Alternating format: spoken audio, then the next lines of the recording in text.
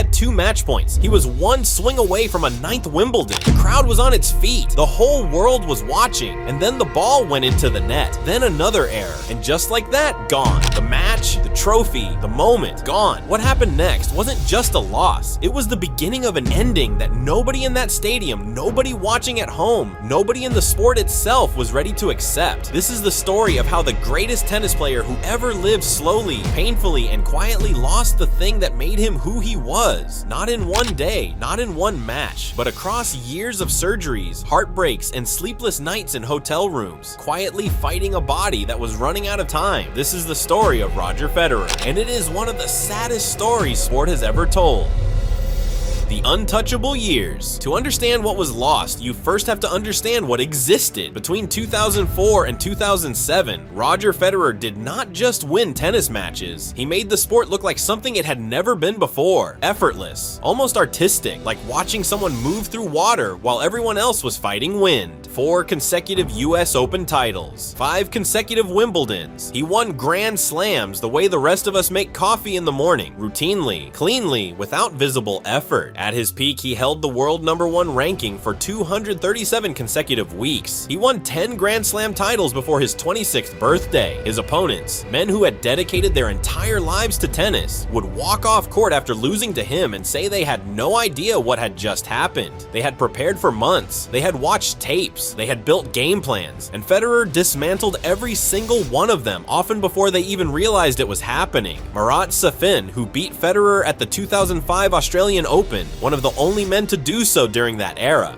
once said he genuinely did not know how Roger was hitting the shots he hit, that they looked physically impossible from where he was standing on the other side of the net. That was the standard. That was the baseline. That was what Roger Federer was. And that is what makes everything that came after so heartbreaking. When Rafael Nadal rewrote the rules, nothing lasts forever. And for Roger Federer, the man who redefined what forever looked like in tennis, the first real fracture came with a name: Rafael Nadal. Their rivalry is spoken about as one of the greatest in sport, and it was. But what people forget and what gets buried beneath the highlight reels and the tributes is that Nadal didn't just beat Federer. He beat him in ways that left visible marks, psychological marks, the kind that don't show up in the scoreboard but live in a player long after the match is over. The 2008 Wimbledon final, Federer's cathedral, the place where he had gone to feel invincible 5 straight times and left undefeated. 5 hours on that court, fading English summer light, a 5th set that stretched past the point of endurance. And at the end of it, Roger Federer sat in his chair and wept, not quietly, not privately, in front of the world. Then came the 2009 Australian Open.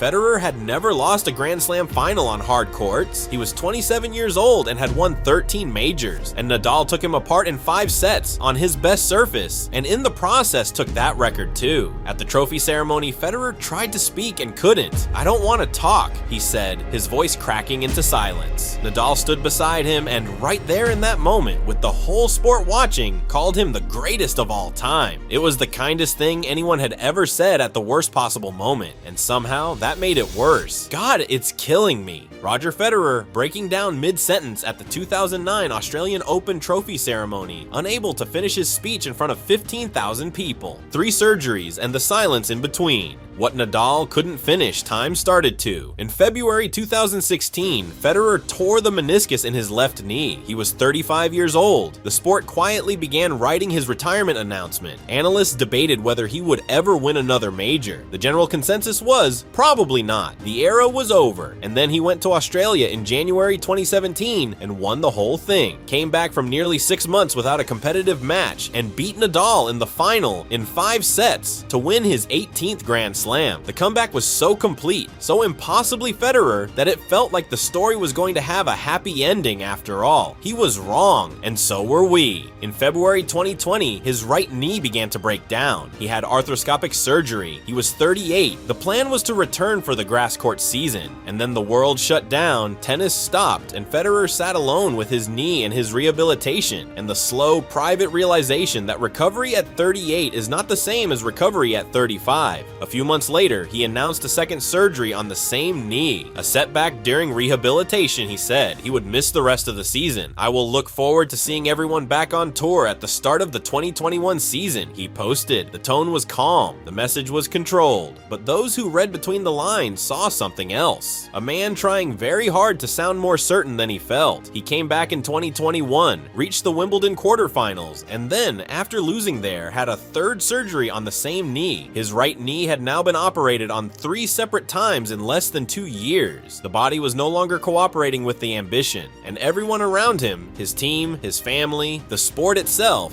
quietly began to accept something that Federer himself still refused to, that it might be over. 40-15, 2 match points. The door that closed forever. But before the surgery stole the ending, the universe gave Roger Federer one more chance to write his own. July 14th, 2019, Wimbledon, the final. Federer versus Novak Djokovic. 4 hours and 57 minutes. The longest Wimbledon final in history. And in the 5th set at 8-7, with the match tied in a first ever 5th set tiebreak, Federer arrived at 40-15. 2 match points, serving at Wimbledon, where he had won 8 times. He did not win either of them. 2 points became 1 point, then none. Then Djokovic broke back. Then Djokovic won the match. Final scoreline, 7-6, 1-6, 7-6, 4-6, 13-12. Federer won more total points in that match than Djokovic. He outplayed him across whole stretches of the game. He was better for longer, and he still lost. Afterwards, sitting in front of microphones, trying to process what had just happened, Federer said, "It's such an incredible opportunity missed. I can't believe it." What nobody said out loud that evening, what nobody wanted to say, was the thing that became painfully clear only later. That was his last Grand Slam final. He never played in another one. The 2 match points at Wimbledon in 2019 were the last time Roger Federer stood on the edge of a major title and reached for it. And those 2 points were the invisible door closing quietly behind him. The door he didn't know he'd walk through for the final time. He would play for 2 more years. He would win matches. He would smile and wave and look like Roger Federer. But the thing that was his, the finals, the trophies, the destiny, was gone. Quietly, completely, irreversibly gone. I don't know what I feel right now. I just feel like it's such an incredible opportunity missed. I can't believe it.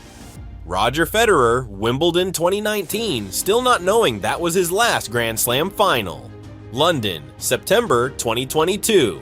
The night tennis wept. On September 15th, 2022, Roger Federer posted a video online. No press conference, no grand announcement, just a man sitting in front of a camera, speaking quietly, directly, the way a person speaks when they have already made peace with something painful. "Tennis has treated me more generously than I ever would have dreamt," he said, "and now I must recognize when it is time to end my competitive career."